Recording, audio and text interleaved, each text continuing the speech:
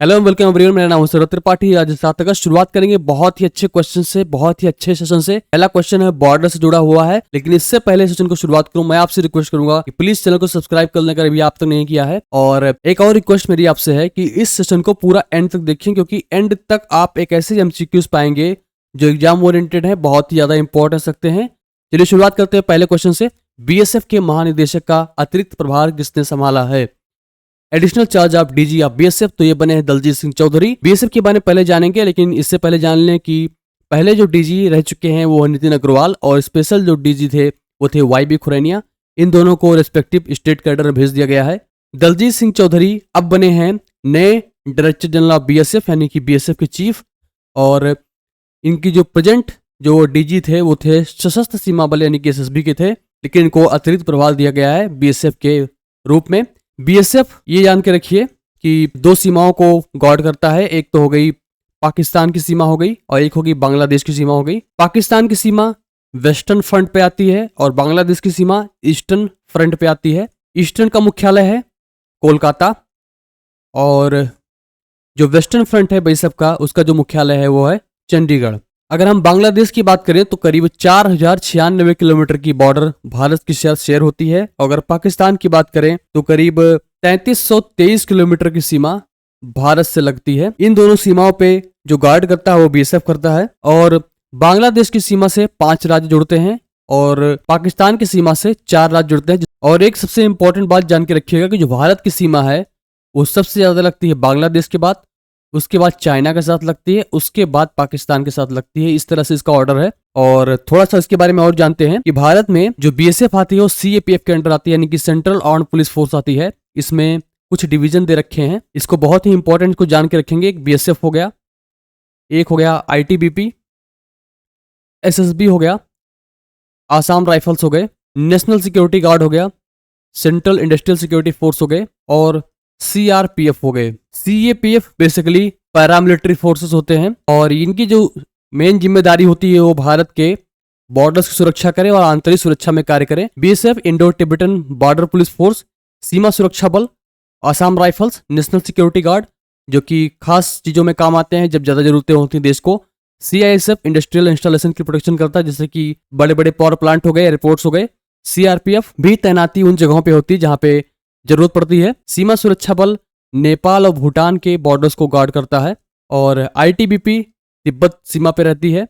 BSF Pakistan और बांग्लादेश से हमने पढ़ लिया। और इस प्रकार से आसाम राइफल हो गई। भारत में दो तरह से मेन कैटेगरी में फोर्सेस को डिवाइड किया जाता है। एक होते हैं मिलिट्री की बात करें तो ये एक्सटर्नल थ्रेट्स पे काम आते हैं, ये वारफेयर करते हैं बाहर के खतरों से निपटने के लिए। जबकि जो पैरामिलिट्री होती है ये बॉर्डर को सुरक्षित रखते हैं और इंटरनल सिक्योरिटी में हेल्प करते हैं। पैरामिलिट्री फोर्सेस जैसे कि सीएपीएफ के सारे फोर्सेस हो गए, और इनको जो हेड करता है वो जनरली एक आईपीएस ऑफिसर होता है, यानी कि सिविलियन ऑफिसर्स को लीड करता है। लेकिन जो मिलिट्री की बात करते हैं जिसमें से एयरफोर्स हो गया, नेवी हो गई या फिर आर्मी हो गई, ये एक मिलिट्री है, इसमें मिलिट्री की रैंक होती है। एसएसबी जैसे कि सीमा सुरक्षा बल की बात कर रहे थे, तो इसका जो पहले जो नाम था वो था स्पेशल सर्विस ब्यूरो, ये बाद में सीमा सुरक्षा बल बन गई। तो ये क्वेश्चन बहुत ही इंपॉर्टेंट है, क्योंकि जैसे कि हमें पता है कि बांग्लादेश में इस समय पॉलिटिकल इंस्टेबिलिटी है और वहाँ के प्रधानमंत्री हट चुके हैं, इंटरिम गवर्नमेंट बन रही है। तो ये बीएसएफ की जानकारी बहुत ज़्यादा इंपॉर्टेंस रखती है। चलते हैं अपने हम नेक्स्ट क्वेश्चन की तरफ। ये क्वेश्चन रिकॉल क्वेश्चन है। ये क्वेश्चन मैं इसलिए देता हूँ कि इससे आप कुछ एक चुनिंदा वन लाइनर कुछ ऐसे क्वेश्चन आप सीख पाएँ, रिकॉल कर पाएँ, याद कर पाएँ, जो एग्जाम्स के लिए ज़्यादा माहिर रखते हैं। और जो इसमें सही उत्तर देते हैं उनको फीचर किया जाता है इस वीडियो में। तो लास्ट टाइम हमने पूछा था कि एपोफिस क्षुद्रग्रह मिशन में एपोफिस का अर्थ क्या है, तो इसका सही उत्तर दिया था जैन सिंह ने। इन्होंने बहुत अच्छे समझाया था। एपोफिस बेसिकली एक नियर अर्थ एस्टेरॉयड है, यानी कि एक क्षुद्रग्रह है जो धरती के करीब से पास होगा। इसका डायमीटर 370 मीटर है, और इसका जो नाम रखा गया था ये इजिप्शियन माइथोलॉजी थी। उसमें एपोफिस का मतलब था एक सर्पेंट सांप था। और क्योंकि एपोफिस जो क्षुद्रग्रह अभी आने वाला है वो अर्थ के बहुत ही करीब से पास होगा, यहाँ तक कि आप इसको बिना किसी इक्विपमेंट के देख सकते हैं धरती से। ये करीब 2029 के आसपास पास होगा, और ये बहुत ही इंपॉर्टेंट मिशन है, क्योंकि पहले ऐसा लगता था कि ये धरती को हिट कर देगा और काफ़ी ज़्यादा विध्वंसक साबित होगा। एपोफिस बेसिकली डिस्ट्रक्शन से जुड़ा हुआ था, इसलिए इसका नाम सरपेंट रखा गया है। और ये उत्तर सही दिया है जैन सिंह ने। ये ग्रेट आंसर के विनर रहे हैं इस बार। जो मिशन लॉन्च किया गया है। 2 स्पेस एजेंसीज लॉन्च की हैं। पहली है ईएससी यानी कि यूरोपियन स्पेस एजेंसी, दूसरी है नासा। इन दोनों ने इसको लॉन्च किया है।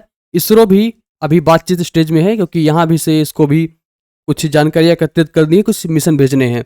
तो खासकर इसका जो मिशन का उद्देश्य है वो यूरोपियन स्पेस एजेंसी से जुड़ा हुआ है, और इसमें रैमसेस का नाम है rapid Apophis mission for space safety. इसका उद्देश्य ये होगा कि जब ये क्षुद्रग्रह यानी कि एस्टेरॉयड जब धरती के आसपास से गुजरेगा, तो यहाँ पे एक क्यूब सेट यानी कि छोटे छोटे सैटेलाइट लॉन्च कर देंगे, और वो सैटेलाइट्स पीछे से आके देखेंगे कि धरती के ग्रेविटेशनल इफेक्ट में आके इन एस्टेरॉयड्स का शेप कैसे चेंज होता है, कैसे रिस्पॉन्ड करते हैं। अगर फ्यूचर में कोई और भी एस्टेरॉयड्स धरती की तरफ हिट करने के लिए आते हैं तो हम बेहतर निर्णय ले पाएंगे इन सब चीज़ों को समझ करके। तो यही अपोफिस के बारे में है, और सही उत्तर इसको दिया है जैन सिंह ने। आज का आपके लिए क्वेश्चन ये दे रखा है कि शहर प्रोग्राम महिला उद्यमों को सशक्त बनाने के लिए किया गया है, लेकिन ये किसने लॉन्च किया है? सिबिल, क्रिस्टल, इंदिरा और मूडीज ने। अगर आप इसको उत्तर पता है तो प्लीज कमेंट सेक्शन में जरूर शेयर करें। जो सही उत्तर देंगे वो कल के वीडियो में फीचर किए जाएंगे, और उसके साथ साथ आप जब उसका उत्तर देते हैं तो पार्टिसिपेशन करते हैं। एक्टिव पार्टिसिपेशन से चीजें याद बहुत रहती हैं। और हम चलते हैं अपने रेगुलर क्वेश्चन की तरफ। परिवेश पोर्टल किस मंत्रालय से संबंधित है? तो ये पोर्टल है ministry of environment, forest and climate change. और सही आसान शब्दों में कहें तो बेसिकली एक लाइसेंसिंग सिस्टम है। यहाँ पे एक सिंगल विंडो एक वेबसाइट होती है जहाँ से आप इन्वायरमेंटल क्लियरेंसेस के लिए, फॉरेस्ट के लिए और विभिन्न प्रकार के क्लियरेंसेस आप यहाँ से प्राप्त कर सकते हैं जो पर्यावरण से जुड़ी हुई हैं। आपको ऑफिस नहीं जाना है, चाहे वो किसी मिनिस्ट्री से हो, चाहे वो डिस्ट्रिक्ट एडमिनिस्ट्रेशन से हो, तो ये चीज़ें उसके लिए बनाई गई हैं। परिवेश portal, ministry of environment, forest and climate change, basically ये क्लियरेंस पोर्टल है, परमिशन पोर्टल है। चलते हैं अपने हम नेक्स्ट क्वेश्चन की तरफ। डिस्ट्रिक्ट ऐप किसने लॉन्च किया है? तो ये लॉन्च किया है जोमेटो ने। जोमेटो ने इसको लॉन्च किया है क्योंकि ये जो आप बाहर होटल रेस्टोरेंट में जाते हैं तो उसके लिए बनाया गया है, तो इसको याद रखेंगे। अगला क्वेश्चन है मिसाइल के बारे में। एक रिप्रेजेंटेटिव इमेज है, इससे आप रिकॉल करने में आपको आसानी होगी। बहुत ही इंपॉर्टेंट क्वेश्चन है। 200 एक्स्ट्रा MK मिसाइल्स का निर्माण कौन करेगा? अस्त्रा मिसाइल है। अस्त्रा मतलब हथियार, जैसे कि संस्कृत में शब्द है। तो ये बनाएगा BDL यानी कि भारत डायनेमिक्स लिमिटेड। BDL एक डिफेंस पब्लिक सेक्टर अंडरटेकिंग्स है। DPSUs होती हैं जो PSUs यानी कंपनियां होती हैं। एक हो गई रेगुलर कंपनीज हो गई, जैसे कि इंडियन ऑयल कॉर्पोरेशन हो गई, NTPC लिमिटेड हो गई। उसी प्रकार से डिफेंस की कंपनीज होती हैं, जैसे कि भारत डायनेमिक्स लिमिटेड हो गई, भारत इलेक्ट्रॉनिक्स लिमिटेड हो गई। इस प्रकार कंपनी डिफेंस सेक्टर में काम आती हैं। अस्त्रा मिसाइल बहुत ही इंपॉर्टेंट है, इसको पहले हम जानेंगे। ये एयर टू एयर मिसाइल है, यानी कि आप इसको किसी जेट से लॉन्च करेंगे या फिर फाइटर जेट यानी हेलीकॉप्टर से लॉन्च करेंगे, और ये एयर में जाके किसी और टारगेट को डिस्ट्रॉय कर देगी। ये मिसाइल बहुत ही एडवांस है। इसमें खुद का नेविगेशन सिस्टम है, कोर्स करेक्शन सिस्टम है, यानी कि अगर आपने मिसाइल लॉन्च कर दिया है और उधर जा रही है तो उसको आप डेटा भेज करके उसके पाथ को करेक्ट कर सकते हैं। इस मिसाइल की सबसे खास बात है कि ये बियॉन्ड विजुअल रेंज मिसाइल है, यानी कि पायलट्स को ये देखने की जरूरत नहीं कि हमारा टारगेट कहाँ पे है। ये खुद ही लॉक इन कर लेगा और जाकर डिस्ट्रॉय कर देगा। अगर कोई टारगेट यहाँ पे स्थित है और इसकी पायलट से दूरी करीब 37 किलोमीटर के आसपास है, तो यहाँ से बियॉन्ड विजुअल रेंज मिसाइल से हम टारगेट कर सकते हैं इसको।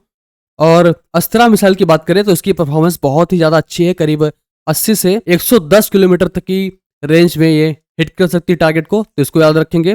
चलते हैं नेक्स्ट क्वेश्चन की तरफ। भारत ने ग्रीन नेशनल हाईवे कॉरिडोर परियोजना के लिए किस संगठन से $500 मिलियन अमेरिकी डॉलर का समझौते पर हस्ताक्षर किए हैं? तो ये है वर्ल्ड बैंक। अगर हम ग्रीन नेशनल हाईवे कॉरिडोर के बजट की बात करें तो GNSC इसको शॉर्ट में लिखते हैं, और ये वर्ल्ड बैंक से मिला है $500 मिलियन अमेरिकी डॉलर का लोन। इस प्रोजेक्ट पे ये होगा कि जो रोड बिछाई जाएंगी उसमें रिसाइकिल मटेरियल का यूज़ किया जाएगा। जो पावर प्लांट्स, जो कि कोयला संचालित पावर प्लांट्स होते हैं, उसमें फ्लाई एश बहुत ज़्यादा निकलती हैं। इस रोड पे यूज़ किया जाएगा प्रॉपर तरीके से, ताकि इन्वायरमेंट में डिग्रेडेशन कम हो और वो ग्रीन इन्वायरमेंट को प्रमोट करे। चलते हैं नेक्स्ट क्वेश्चन की तरफ। भारत के राष्ट्रपति को उनकी हालिया यात्रा के दौरान किस राज्य के सर्वोच्च नागरिक पुरस्कार सम्मानित किया गया है? तो ये Fiji. Honourable president of India हैं, वो इस समय फिजी की यात्रा पे हैं और उनको वहाँ के सर्वश्रेष्ठ पुरस्कार सम्मानित किया गया है। और भारत के राष्ट्रपति 3 देशों के टूर पे हैं, वो हैं फिजी, न्यूजीलैंड और तिमोर लेस्टे। फिजी का लोकेशन बेसिकली आप न्यूजीलैंड को मैप पे देख पा रहे होंगे, तो उससे थोड़ा सा नॉर्थ में है। और फिजी की जो राजधानी है वो है SUVA, SUVA, और यहाँ की जो करेंसी है वो है फिजियन डॉलर। अभी आगे के जो 2 रोशन के टूर होंगे वो अपने हम नेक्स्ट सेशन में कवर करेंगे। चलते हैं नेक्स्ट क्वेश्चन में। विश्व शिक्षा सम्मेलन कहाँ पे आयोजित किया गया था? तो ये किया गया था दुबई में। और भोज वेटलैंड्स कहाँ पे स्थित हैं? तो ये स्थित है मध्य प्रदेश में। इसको याद करेंगे, बहुत ही इंपॉर्टेंट क्वेश्चन है। वेटलैंड्स की बात करें तो इस समय भारत में 82 वेटलैंड्स हैं। और वेटलैंड्स को आइडेंटिफाई करने के लिए सबसे पहले एक समिट हुई थी। वो समिट की गई थी ईरान में। ईरान में एक जगह है, उसका नाम है रामसर। रामसर समिट के अनुसार पूरी दुनिया में वेटलैंड्स को आइडेंटिफाई किया जाता है और उनको मार्क किया जाता है, उनका प्रिजर्वेशन किया जाता है। जैसे कि यूनेस्को वर्ल्ड हेरिटेज साइट हो गई, उसी प्रकार से वेटलैंड्स होती हैं। वेटलैंड्स को अगर सही हिंदी शब्दों में कहें तो ये बेसिकली दलदल या आर्द्रता वाली भूमि होती हैं। और वहाँ के जो फ्लोरा फौना होते हैं, खासकर जीव जंतु होते हैं, वहाँ पे मछलियाँ जो पाई जाती हैं वो एक खास तरह की इकोलॉजी इन्वायरमेंट में रहती हैं। भारत में टोटल 80 वेटलैंड साइट थे, लेकिन 2 का भी हाल ही में एडिशन हुआ है। और वो जो बनी है वो है नागी और नकटी बर्ड सेंचुरी हैं, जो बिहार में स्थित हैं। इनके जुड़ने से टोटल 82 रैमसर साइट्स हो गई हैं। रैमसर साइट से एक बात और याद रखेंगे कि 2 फरवरी को हर साल वर्ल्ड वेटलैंड डे मनाया जाता है और ये इसी से जुड़ा हुआ है। चलते हैं नेक्स्ट क्वेश्चन की तरफ। वैज्ञानिक अध्ययन के लिए किस स्थान को चुना गया है, क्योंकि वह चंद्रमा और मंगल ग्रह के समान है। तो साइंटिस्ट जो इंडिया के थे उन्होंने प्रपोज किया है कि खासकर इंडियन इंस्टीट्यूट ऑफ साइंस से कि कुछ ऐसे जगहों को चुना जाए जो अंतरिक्ष में मून और मार्स के जैसे दिखते हैं, सर्फेसेस वो धरती के हैं, उसी की तरह रिसेंबल करते हैं। तो ये है लद्दाख। पेरिस ओलंपिक्स 2024 के समापन समारोह में भारत का नेतृत्व कौन करेगा, तो ये करेंगी मनु बकेर। मनु बकेर ने ब्रॉन्ज मेडल जिताए थे इंडिया को, सबसे पहले इन्होंने जिताए थे। अगर ओपनिंग सेरेमनी को हम जान लेते हैं यहाँ से, क्योंकि यहाँ पे पीवी सिंधु और शरत कमाल इन दोनों ने ओपनिंग सेरेमनी को लीड किया था भारत के ओलंपिक्स में 2024 के पेरिस में हो रही है। Academy of motion pictures arts and sciences के अध्यक्ष के रूप में फिर से किसे चुना गया है, यानी कि री इलेक्शन हुआ है, तो ये हुआ है जेनेट यांग का। जेनेट यांग फिर से बन चुकी हैं president academy of motion pictures and sciences. और अगर इसको आप ध्यान से देखेंगे तो ये बेसिकली ऑस्कर्स के नाम से जानते हैं। जो ऑस्कर्स अवार्ड दिए जाते हैं उसका जो नाम है वो है the academy of motion pictures arts and sciences. कभी कभी इसको द एकेडमी अवार्ड भी कहते हैं। और जो इसका हेडक्वार्टर है वो बहुत ही फेमस जगह पे है, वो है Beverly hills, California, United states.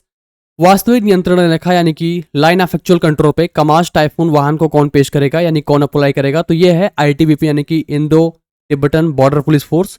ये कमाश टाइफून व्हीकल बेसिकली एक आर्मर्ड व्हीकल है और इसमें सेफ्टी ज़्यादा होती है, कोई हमले हो या कुछ हो।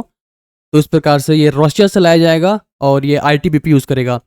जिंक एयर बैटरी किसके द्वारा विकसित की गई है, तो ये विकसित की गई है council for scientific and industrial research CSIR द्वारा की गई है, उसकी मैकेनिकल इंजीनियरिंग डिपार्टमेंट द्वारा की गई है। और बेसिकली जिंक एयर बैटरीज पहले से ही थी, लेकिन इसमें कुछ खास तरीके जोड़े गए हैं जिससे ये लो टेम्परेचर पे भी कार्य करेंगे। अगर आर्म फोर्सेस हो गए चाहे सिविलियंस हो गए, अगर उनको पहाड़ी क्षेत्रों में जहाँ पे माइनस में टेम्परेचर चले जाते हैं या फिर 0 के आसपास रहते हैं, तो ये बैटरीज अच्छे से काम करेंगी। उसकी कुछ एनहांस टेक्नोलॉजी यूज़ की गई है और ये जिंक एयर बैटरी CSIR द्वारा डेवलप की गई है। तो ये रहा आज करंट अफेयर्स। प्लीज वीडियो को लाइक कर लें, चैनल को जरूर सब्सक्राइब कर लें और दोस्तों में शेयर कर दें। इससे आपको बहुत सारे क्वेश्चंस और भी फ्यूचर में मिलते रहेंगे। अगर कोई डाउट या फीडबैक हो तो जरूर शेयर करें, डाउट को आंसर करूंगा, फीडबैक को इम्प्लीमेंट कर जाएंगे। तो बस आज के लिए इतना ही। प्लीज़ चैनल को सब्सक्राइब कर लें, इसको ना भूलें। और हमें ट्विटर फॉलो कर सकते हैं, यहाँ से आप बहुत सारे अच्छे करंट अफेयर्स सीख सकते हैं। तो बस आज के लिए इतना ही। Thank you so much for joining. Have a great day.